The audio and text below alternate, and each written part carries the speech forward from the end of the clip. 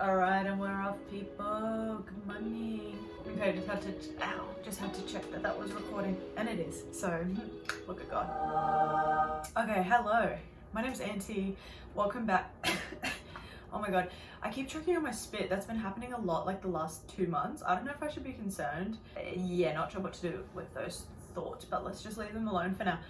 So this is the second episode of Bin Chicken. Welcome. I feel like this one's going to be a lot meatier, a lot heartier, a lot more to take in. I'm going to try and keep it nice and concise-ish. I say that every time, but there's a lot to talk about. There is a lot to cover. So today we are going to talk about hormones, hormonal health, menstruation. So this is more so dedicated to anyone with a uterus and a bleed, or honestly great to educate yourself on periods. Everyone, because it's a really special time and they're really interesting. Hormonal health is so fascinating to me and worth knowing about. So basically, I'm going to give you a little bit of a rundown about my own history, because there may be things that you relate to and will make sense with your experience, and then maybe, you know, things that have benefited me will benefit you, etc., etc. And what did I also want to say? Oh, I definitely wanted to make a disclaimer that I am not a doctor. I'm not a healthcare professional. I have just gone through a lot in my own body, a lot in my own experience. So I feel like from, you know, the last decade, I've done a lot of research, a lot of reading. I have lived experience. I have firsthand experience of these scenarios, situations, symptoms, and I feel like I have a lot to share, because sometimes doctors with peace and love are amazing. At times, and other times a person with a lived experience, I don't know, can just empathize and understand you in a way that people that have only read about it in theory can't. And lived experience is a lot different, and it's a lot more validating when someone's like, hey, you're not crazy, like these things are really happening to you, and like I get it, like you're not alone, because it's really hard dealing with hormonal issues, because hormones govern so much of our system, so much of our mood, so much of our, even our gut function. Anyway, so hormones have a lot to do with everything. So basically, okay, my story. So I decided to get on the pill for my acne, purely for my acne. It wasn't for contraception, when I was about 15, 16, because I started developing quite severe acne and nothing would get rid of it. I've tried everything, and I'd tried everything that was available to me up until this point. So back, 15 years ago now, a lot of the things that were popular for acne were very drying to the skin, were very irritating, were stripping the skin barrier. There wasn't a lot that you could take internally, or it wasn't really talked about in terms of supplements and things that could help your skin, apart from zinc and, you know, things like that. So I tried everything. It kept persisting, it wouldn't go away. I went to the doctor with my mum, and I was prescribed birth control, which is a really common story, very classic. And of course, being a 15, 16-year-old, I wasn't educated on what birth control was. I just got given this pill, and it was like, it's gonna clear your skin, and it was either birth control or Roaccutane. But they said, you know, first try this, if it doesn't work, then we'll go to Roaccutane. And in hindsight, by the way, Roaccutane is a hectic drug, but it's incredible for clearing skin. In hindsight, I almost wish that I went the Roaccutane route, like short-term pain for long-term gain, potentially, instead of being on the pill long-term. I don't know, both are pretty bad, but yeah. Anyway, so I was prescribed the pill. Of course, naturally, the doctor didn't warn me of any side effects. It was just like, yep, you take this every day. It's a teeny tiny pill, so you're like, what harm could it do? Also, you're 15, so you just take what your doctor recommends. And then after about 3 months, my skin started clearing up, and it was the best time ever, honestly. I cannot explain to you guys enough, unless you've been through skin issues, unless you've experienced acne firsthand. And I'm not talking about like a cute little pimple here and there, or like a little bump on your forehead, or a little hormonal acne, you know, like one pimple around the time of the month, which is like, that's valid. It's valid for you to feel a certain way about it if you've never experienced any other skin issues, but I'm talking full-blown acne. If you've experienced cystic, painful acne filled like pustules that are physically painful but also affect you on such an emotional and mental level, you honestly cannot imagine.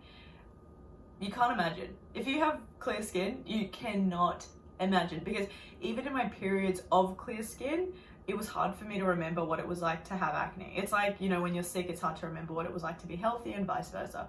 So yeah, just know it's a real mental and emotional struggle for people struggling with acne. It's a real thing. Like, I don't want to leave my house. I don't want people to look at me. I avoid social interaction. I literally hide my face when I'm talking to people.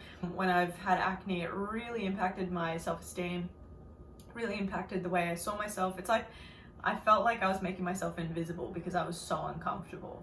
And I know that sounds crazy because I don't really notice it on other people. Like, it's not a thing. It doesn't change anything about the way I feel about someone, you know? But when it happens to you, then that's all you can think about. That's literally all I could think about. It was constantly in the back of my mind. So 3 months go by, my skin starts to clear. I'm the happiest ever. And I'm on it for years. I changed pills a couple times because I felt like I was getting a lot of water retention with one. Then I was on, I think I tried Yasmin, and then I went to Yaz, which is the devil. Not really, but I mean, Yasmin and Yaz probably the most notorious for like blood clotting and hospitalization. So anyway, these are just my experiences. That happened. I tried to get off the pill twice. So the first time I remember trying to get off a couple years in, because I've always been passionate about health, well-being, tried to get off a couple years in when I started doing more research and reading about it, because I felt like I wasn't in control of my moods. I wasn't in control of how I acted, how I behaved, and it's like I had the awareness of it, but I couldn't stop myself. I felt like a moody bitch, and I remember my mum commenting on it. I became extremely antisocial. And it was hard to discern whether or not that was my fatigue or the pill or a combination of the two, but I remember feeling like real moody and antisocial all the time. And yeah, I was like, enough is enough. I'm going to try and get off the pill. And before, like around this time, there were no resources really available about pill health and, you know, potential side effects of the pill. It was really hard to find anything on it because it wasn't that well researched or studied. It's still a topic that's, you know, being researched and studied now, and there's new information coming out every day. It's amazing how far we've come. Anyway, so tried to get off the pill the first time. I remember finding this supplement, and I ordered it from the States called DIM. At the time, again, I would have been 17, 18 probably, and I'd done a little reading on it. And basically what DIM is it helps the body detox estrogen. So if you're estrogen dominant, DIM is a really, really good supplement. And when you're on the pill, typically you will become estrogen dominant. And it's a synthetic type of estrogen. Yeah, estrogen dominance is not ideal. So DIM helps you detox that estrogen, move it through the body. And I got the supplement. I didn't know too much about it, didn't know about the dosing, but I really wanted to get off the pill and, you know, not have my skin freak out.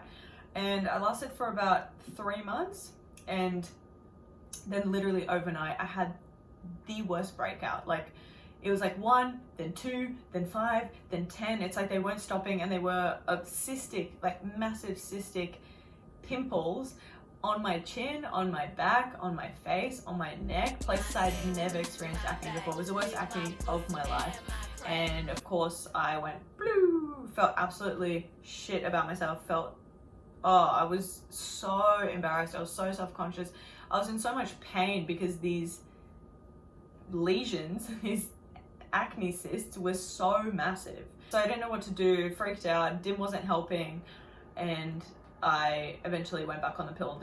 I tried to wait it out for about a month maybe, and I was like, no, it just kept getting worse and worse and worse. And what happens is, when you're stuck in this place after the pill, and if you do break out in acne, then there's also the potential of, okay, if it doesn't clear and there's an underlying hormonal issue, which there probably is if you were experiencing acne before, then you might start scarring, you know, from cystic acne, or from picking your acne, you might start scarring, and then it'll just keep snowballing basically. So I got back on the pill, and then in, 3 to 4 months, my skin went back to, chef's kiss, went back to being pretty much perfect. But then my symptoms started to creep in again. So the moodiness, I just felt off all the time. Like it was not fun. And then a couple years passed, I decided again, hey, I'm a bit older now, my hormones have probably changed, maybe they've leveled out somehow, being on synthetic birth control, they might have just leveled out themselves in the background, and I tried to get off again. This time, 3 months have passed, my skin's still fine, and I can't believe it. I'm like, oh my God, rejoice, I'm in the clear. No. It took until the end of the 5th month for me to start seeing acne again. So this time it took longer. And first it was 1 pimple, then it was 2, then overnight it was 7, then it was 10, and I had this horrible acne again. And yeah, again, I felt so terrible about myself and so hard to remember when, you've had clear skin and all of a sudden overnight, it just gets insanely painful and bad. And that was around the time when I was living with a friend who was on the ring. And I was like, you know what? Okay, because I started thinking as well, what is the pill doing to my gut? Because it's going through my digestive tract and I've always had gut issues. That was terrifying. Sorry. Okay, I was basically like, what is this doing to my gut? Because it's going through my digestive tract and I've had gut issues since I was, I don't know, probably start of my teens. I started developing gut issues and they've just progressively gotten worse and worse and worse. But yeah, I started thinking about that and I was like, the ring might be better because it's still that synthetic hormone. So it's probably going to clear my skin, but it doesn't have to go through my digestive tract. So basically the ring, you insert it and then it goes bloop and it pops out and it releases hormone through your insides. And no joke, it took about a week. I started ballooning. Like, I had gained so much weight. I was on it for about 2 or 3 weeks. I reckon I gained about 8 to 10 kilos. It was insane. Like, I was holding so much water weight from this ring. My body did not agree with it. And I was like, absolutely not. My acne wasn't subsiding. And then I, of course, ran back to my trusty Yaz pill. And after about, felt like it took longer this time because I was also moving overseas. And again, I felt like I didn't have as of a good time as I would have had my skin been clear. Again, I know it would sound vain to people. I know it would sound some kind of way, but unless you have been through it, you will not understand. Like, you will not understand. It's really hard to understand unless you've been through it. Like the psychological, the mental, the emotional impacts that acne has. Anyway, so then I was on the pill. I was on the pill again. I was on the pill for a couple years. Oh, actually, I was probably back on for about 2 years. And then I got back to Australia. I'd moved to Toronto for almost a year. Got back to Australia and I was like, you know what?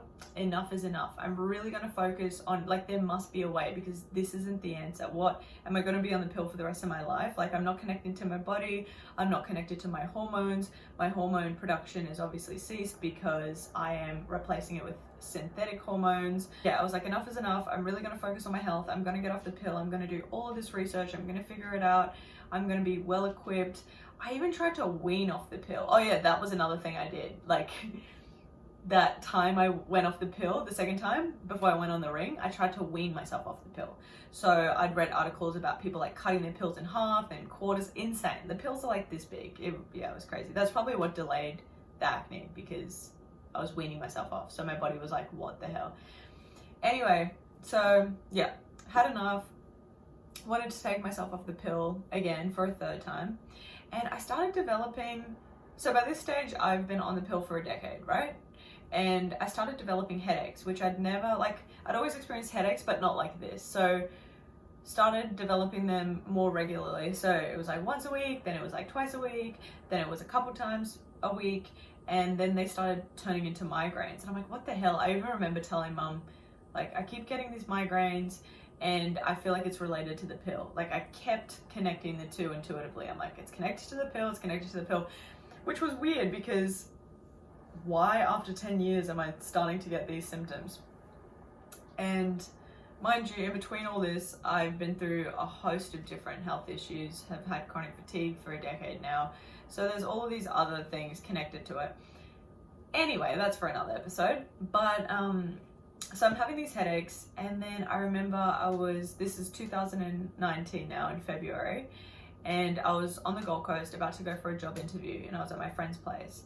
And just before I went for a shower, it felt like I was losing patches of my vision. Like, it felt like, you know, when you look at the sun for too long and things kind of like, you look back at walls or objects and they kind of feel like they're like quicksandy, like there's a weird warpy effect on them. My vision started going like that, and then I just straight up was losing patches of my vision. So my friend looked like a cyclops. Like, I could not get my vision back, kept closing and opening my eyes. I'm like, I must have looked at the sun, or like, what the hell happened to my vision? It was really, really weird. And then I went for a shower, and then it kind of subsided. After I got out of the shower, my friend came into the room and we were talking, and then I started losing my speech. So instead of being like, I don't know, if I was to say, oh, let's go get a coffee, it'd be like, let's get coffee. And I'm like, what? Like, I started flipping out, because first it was a word and then it was like sentences. Like, I just lost my speech. And I was completely present in my mind. I was completely coherent. And I knew exactly what I wanted to say, but my mouth wouldn't say it. It was the trippiest thing I've ever experienced in my body. And then I was kind of going in and out of that. And at first I was laughing because I find humor in everything. I'm like, I sound nuts. And then I started crying because I couldn't get my speech back. And I was like, what if I'm stuck like this forever? Like, what if something happened and I can never get my speech back? I was trying to tell my friend I was having a stroke, or I thought I was having a stroke. Couldn't say that. And I was like, okay, if you go slow, like, because I see like what I want to say in my head. I can hear my inner voice. I can't say it. And I'm like, spoke. Couldn't say it. She got it. And then she called an ambulance. They came, and this all lasted, like, the speech. Oh yeah, and then my right arm started going numb and tingly, and then my mouth started going numb and tingly, and I was like, yeah, I'm having a stroke, like, for sure, no doubt about it. Then this lasted about 15-20 minutes, the whole ordeal, in terms of like my speech and the numbness. The vision lasted for about 15 minutes as well before that. Anyway, the paramedics came, everything kind of subsided, and it felt like someone had plugged me in and I'd like short-circuited and like, I don't know, like exploded or something. I felt so incredibly exhausted, and they did all this, you know, the normal tests on me, and I thought, okay, now I'll just go to my job interview. Crazy. And they were like, no, absolutely not, we're taking you to hospital. I was like, okay. So then I got to hospital, and yeah, I kept getting moved around. You know, the doctors were saying, if you were 60, we'd definitely say it was a stroke, but you're not, you're young and, you know, relatively healthy. Like, this is really bizarre. We don't know why this happened. Like, me and you both, bro. And got all my tests done, CTs, bloods, MRIs, couldn't find anything. I remember the team of neurologists, I was there for about 5 days, the team of neurologists came in, and first thing I asked was, could this be caused by birth control, or should I stay on my birth control? Because, another thing, if you experience migraines, especially migraines with aura, do not go on birth control. That's really, really important, because you can have an increased risk of blood clot or stroke. So yeah, be really, really careful. Anyway, that was the first thing I asked, and he's like, oh yeah, like, yeah, maybe get off it. And I'm like, would you have told me that had I not asked? Like, that's because I am aware of this and I've done my own research. But they ended up discharging me 5 days later. They couldn't find out what was wrong with me. They ended up saying I had a hemiplegic migraine, which is a really rare migraine which mirrors the exact effects of a stroke, but it's not a stroke. So I don't know, who knows. That happened, and then from that day on, I never took the pill again. Pretty self-explanatory as to why I stopped the pill. I was like, absolutely not touching that. And that's just my experience.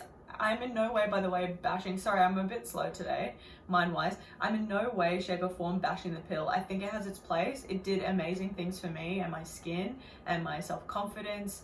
And I mean, it's a great contraception method, but I feel like there's a real lack of education around it, and I don't think we're told enough or we're not explained and educated on A, our menstrual cycles in general, and B, what the pill's side effects could be and what they can do to you. So then we can make a more educated and informed decision, you know? And it's always kind of the pill. It's not anything else. It's not the copper IUD. It's not an IUD. It's not any kind of natural method. I know, because maybe it's not as effective. Maybe the percentage isn't as high. I understand why, but yeah, I don't know. It's always the pill that's pushed. I remember even trying to get off the pill and talking to my doctor about it. This is probably the first time when I was really young, still like 18, and because I'm not anymore. And the doctor straight away was like, oh, why don't you try another pill? And I'm like, what? No, I don't want to go on a pill. It's the whole point. I want to get off the pill. Anyway, so my life post the pill, post that situation, I was slowly, so the first couple of periods after were kind of normal, because the hormone was still kind of getting out of my body. It takes about three-ish months, you know, to really kind of see where you're at. And in my experience anyway. And then I started getting oilier and oilier and oilier. And that's another thing that happened. So basically, not everyone, but there's quite a few people that experience post-pill acne. And it's because, so the synthetic hormones kind of take over your hormones, right? And they suppress things like testosterone production, and basically you have that dominance of estrogen, so you're not producing as much oil. And then it's like a kink in a hose. As soon as you get off it, it's like all the oil flow, all the oil production is back on. It's like everything's back on board, like a computer system, you know? It's like reboot, and your body's trying to recalibrate, so it just goes a little bit nuts for a bit. And yeah, I started getting a lot oilier. My acne started coming back, no surprises there, but it wasn't as bad this time. And I was also prepared with different information. So I was approaching it in a completely different way, and I'll get to that in terms of supplementation and things that I used myself. And yeah, so my periods at the start, the first 3 months, they were just like kind of like pill periods, quite light, came every 28 days, 30 days, whatever. And then after month 3, my periods started getting a lot heavier. They started getting a lot more painful, and they were a lot more irregular. So they might be 35-day cycles, then it would be a 45-day cycle. Then I was averaging about a 50-day cycle, which is really long. And more, it kind of looked more like a PCOS picture, which is polycystic ovary syndrome, which I thought I might have had before anyway. But yeah, I was kind of ticking all those boxes with, you know, the acne, especially the cystic acne along the jawline. I felt like my hair was thinning, so I get thinning around the front of my head, which is kind of male pattern hair loss, which is really cute. And hirsutism, that's another symptom. So excess hair growth. What else is a symptom? Oh, weight gain around the belly. So you're more insulin resistant. You find it hard to drop weight. You hold weight, and yeah, it's harder to lose typically. And basically with PCOS, that's a spike in your testosterone, so the male hormone, and your free androgens. So that's why you get those symptoms. And then that can cause cystic ovaries, so actual cysts on your ovaries, and it can also cause an ovulation, so where you don't ovulate, and it can also cause a loss of a period. So there's a lot of things that can happen from PCOS. Intuitively, I don't recommend this. I've just been through a lot of different experiences. I've tried a lot of different herbs. I've done a lot of different reading, and I'm a little guinea pig, because sometimes I literally have not found answers, and then I have to do the digging myself and kind of self-diagnose and self-prescribe things at times, and then they get confirmed by the blood work or gets confirmed by whoever I go and see. So as I was getting off the pill, I decided to supplement with Vitex, which is chase tree berry, which I'll talk about a little bit later in my supplement section. So I decided to supplement with that, and I feel like that was regulating my period. So yeah, I felt like that was starting to help. And then I started working with a naturopath that I got recommended. She was in Perth, and bless, like, you know, had a moment with her. But she actually told me to get off the Vitex. And when I got off the Vitex, that felt wrong to me. I don't know why. She's like, just drop everything, like, let's see where your body's at. And I'm like, ooh, I don't think so. And I got off the Vitex completely, and then I lost my period for 6 months.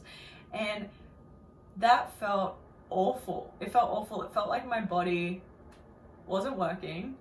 It felt like I was constipated with my period.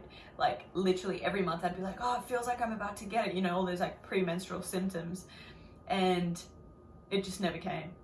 And every month I was so sad, because I'm like, where's my period? Where's my period? All I want to do is have my period. Like, what the hell? Especially post pill, because when you're on the pill, you're not having a real period. You're having what's known as a withdrawal bleed. So basically you're on this hormone, and the sugar pills, like those couple sugar pills, allow you to have a bleed. So it's a withdrawal bleed from the pill. It's not a real period, because you're not releasing an egg. You're not ovulating. Anyway, and yeah, after 6 months, I was like, you know what? No, I'm getting back on the Vitex. I'm going to try it again, see if it helps my period. I got back on it, got my period within about 2 months. It's quite a slow working herb as well. You just got to give it time. So my period had restored. I also tried things like licorice. There's lots of yummy nurturing herbs that help with fertility, that help with your menstruation. Herbs are just, they're just my thing. They're my love. I love herbs. That's my go-to, because I just haven't had the best luck with conventional medicine. Anyway, so that's that. Got my period back. Still really long cycle. So, you know, 50 days down to about 45, down to 40. And then, yeah, I was getting better and better. So now I'm around, this is the 3rd year, almost at our 3-year anniversary. So now I am around a 35, 33 day cycle. So still longer than we want it to be. Typically, an ideal cycle is 28, 30 days. So I'm still trying to narrow it down. But I'm really happy that I'm having monthly periods. Like, I can't even explain when I got my period back after 6 months of not having it at all. I literally cried. I was so happy, because it felt like I connected back to my body. Like, it felt like my body's like, oh, okay, we're safe to do this. Like, I'm communicating, you know, my brain's communicating to my ovaries. Things are happening. Things are getting back on track, and it felt really good. Like, I will never complain about a period ever again. I'm so happy to have my period. It's like the most beautiful thing. I'm like, this is so cool. Women are just the coolest creatures ever. Anyway, so the last thing I kind of want to talk about is SUPs. So I've done some writing so I don't forget anything. And I also want to talk a little bit about the different phases we have in our period, and a couple. So supplements, again, I really recommend you test your levels. So either see a naturopath or talk to a doctor, but I really recommend testing your levels first instead of going in blindly and being like, oh, just try this, because we think, oh, herbs, natural, or like whatever it may be. Oh, this is natural. I'm just gonna take this or self-prescribe, and it can make things a lot worse. Herbs are really powerful and they work. So you want to make sure you're testing and you know what is going on with your body before you start taking stuff. Anyway, so first herb, first thing I recommend, first thing I've used, Vitex, aka chase tree berry. So basically, Vitex really helps with hormone regulation. It works on the pituitary gland, and it helps with PMS. It helps with hormone regulation. It's great post-pill. Really recommend it for ovary health. Basically gets things working again and regulated.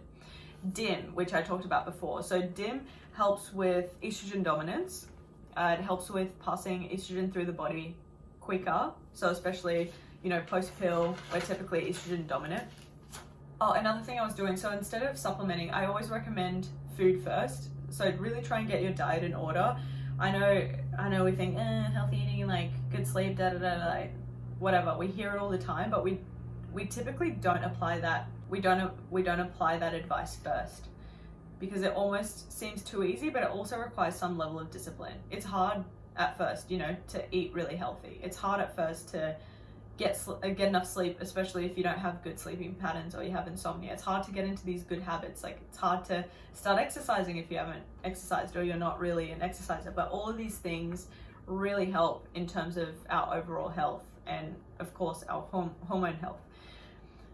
So then, yeah, with DIM, what I wanted to say, broccoli and carrot, really, really good for estrogen dominance as well. Really, really good for detoxing estrogen out of the body. Highly recommend. I still eat like 2 carrots a day. Love my carrots.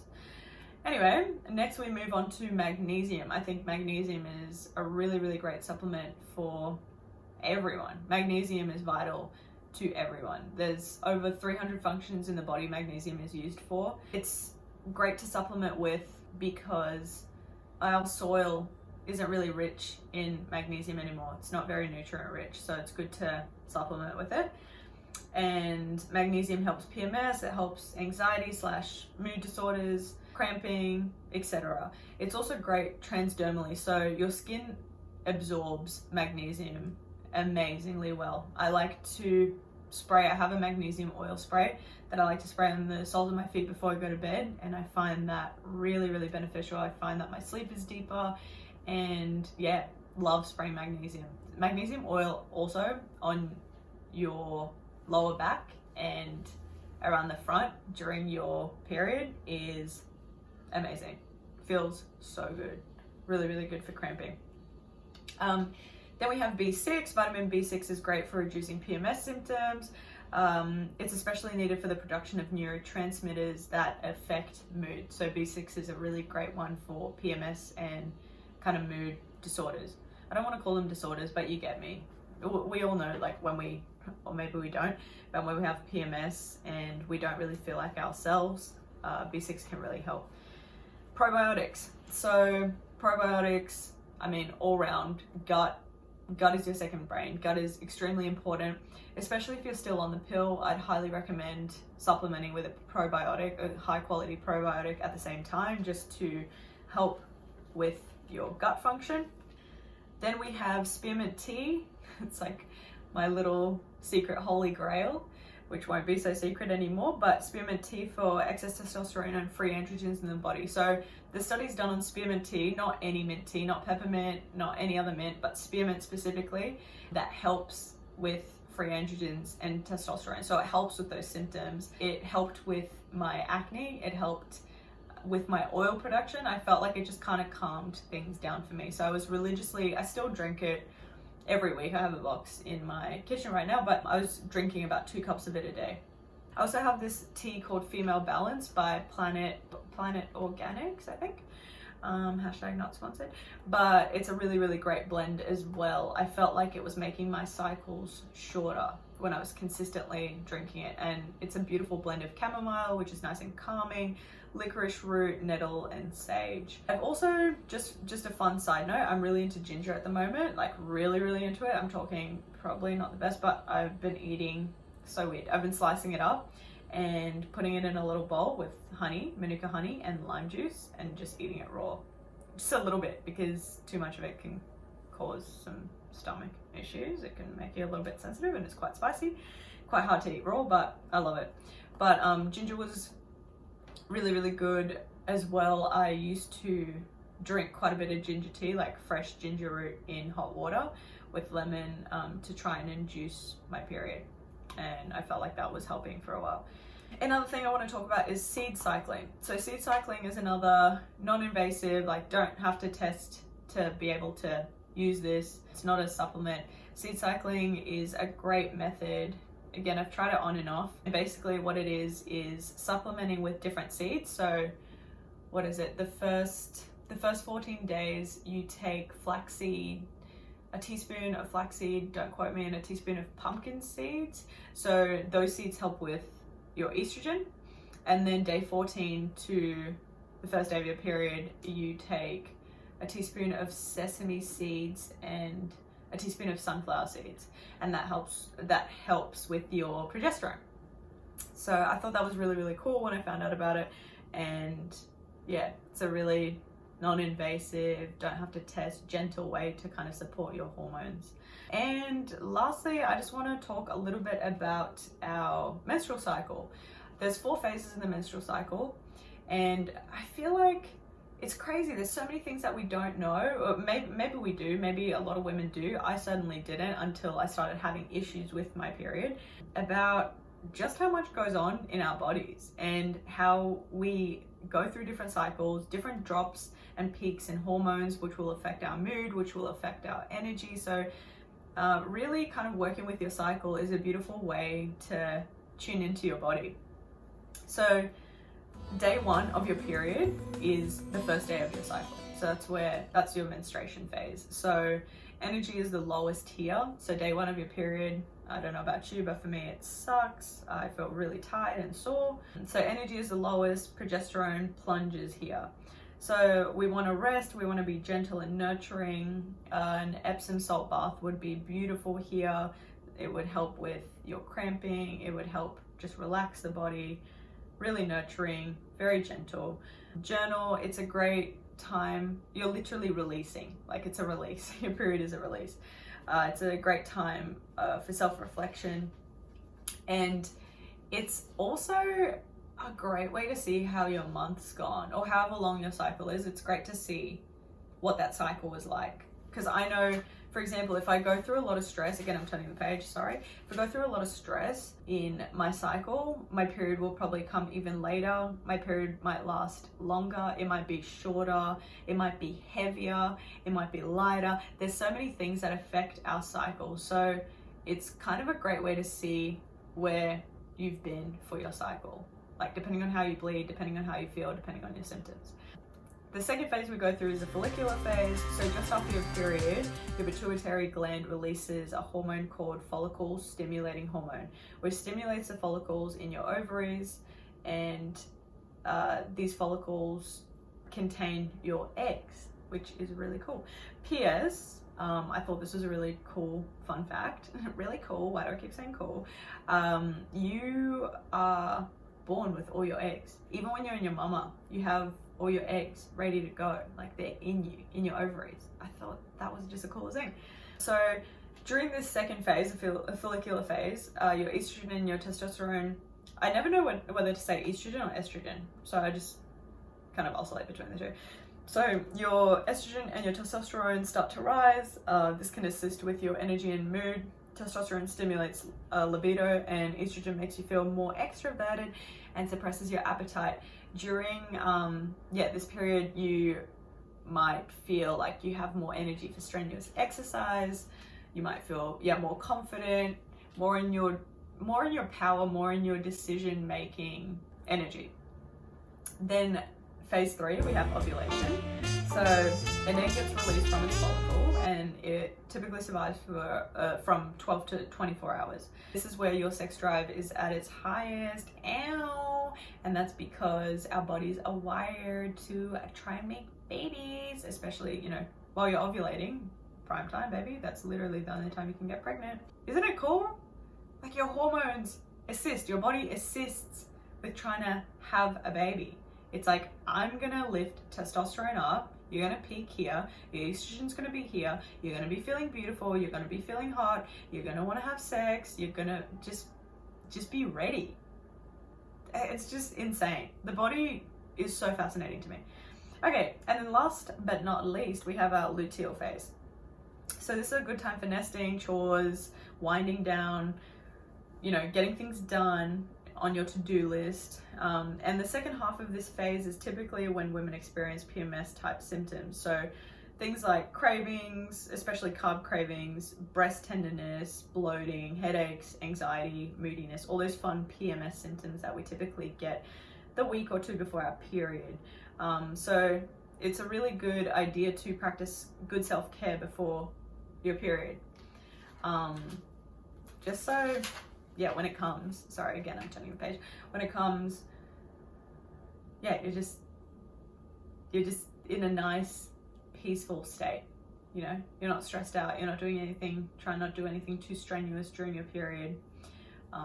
Yeah, when I actually start my bleed, that's when we're back to the beginning phase, but yeah, that's when I try and just kind of focus on more stretching, more gentle walks. Maybe you could do yoga. Anyway, so I just want to talk about where I am now. And basically my cycle has come down to 33 days the last couple months. I highly recommend you also track your cycle. So I know it's a bit of extra effort, it takes a bit of getting used to. I'm still not as good as I can be. I track it every month, but I want to get more on top of my symptoms and more on top of my symptoms during the month. I feel like I have a lot of other things to track. But yeah, there's really simple apps that you can use, free apps. I really liked the interface of Flow, I believe it's called, FLO, but I use Clue because Clue is free and that's been a really great way. Literally, when you start your period, you just tap track, start your period. You can even enter, there's a space to enter symptoms, so there's different prompts where you kind of tap on like what kind of bleed you're having, what kind of symptoms you're having day to day, and then when your cycle finishes, when your bleed finishes, sorry, you literally just tap again and you track it. And it's really simple, and it analyzes your cycle length, it analyzes kind of around the time where it thinks you might be ovulating. Obviously don't just go off an app, you need more reliable, especially if you're doing it for contraception, you need more reliable data than that. So I'm just trying to continue to nurture my body, nourish my body, focusing on my gut health right now and my liver health right now, and yeah, just trying to kind of go through my month with my cycle, work with my cycle, not against my cycle, be gentle to my body, you know, and patient. You gotta be patient. I've also, yeah, so I'm a mild PCOS case and I've had simple cysts on my ovaries. Last year I ended up having a complex cyst, which is not good because you might need surgery to remove it, but it ended up dissipating. I was very lucky, and yeah, we're all good. We're all good.